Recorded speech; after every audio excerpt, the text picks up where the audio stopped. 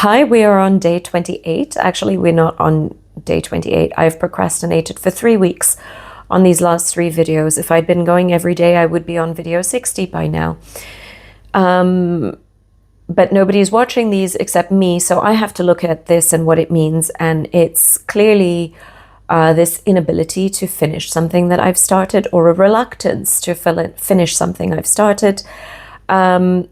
I have observed this pattern showing up in other areas of my life. For example, when it comes to making money, I feel like I'm extremely capable. I would be able to do it.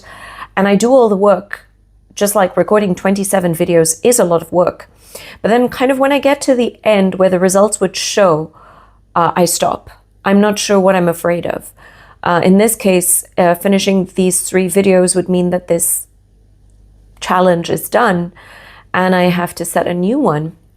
And I'm experiencing a combination of frustration with myself for not being able to do the job. Also some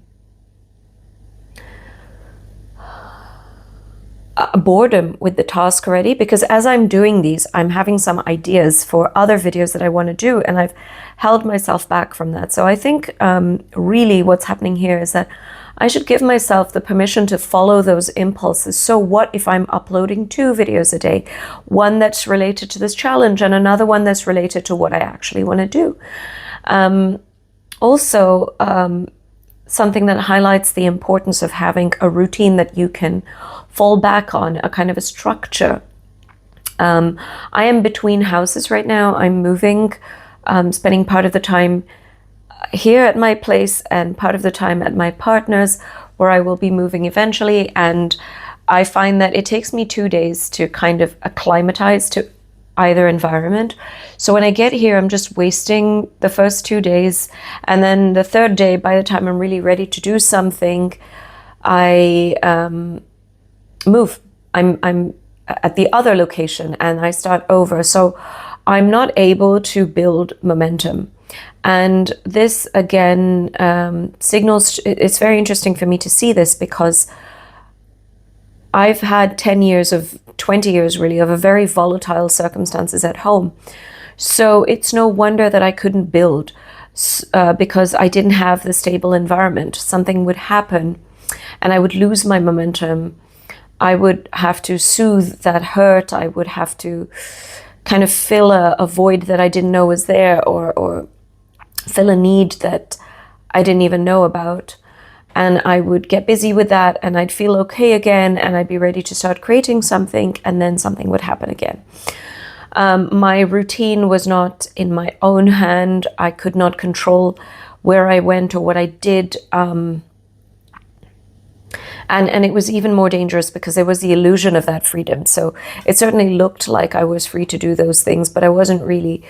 In my head, there was, my mind was in a prison.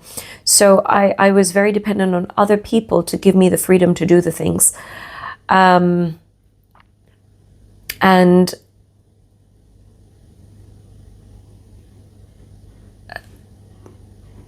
so I felt like I was buffeted around by other people living their life, or in reactive mode rather than proactive, even when it came to my own life. So I have more empathy for that past version of myself, but it doesn't make it any easier to be here right now and to not know what I want to do.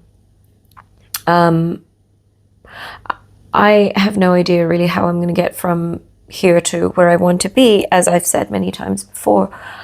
And to me, it seems like these videos are the only thing that I hold on to. I made this one not because I actually wanted to, but because I remembered from the earlier part of the experiment how good this is for my mental health. And I thought, you know what, I need some of that right now. So I am here hoping that it's going to make me feel good about myself, help me to restore some of my trust in myself. And yeah, that's it. So that's day 28 done. I will see you tomorrow.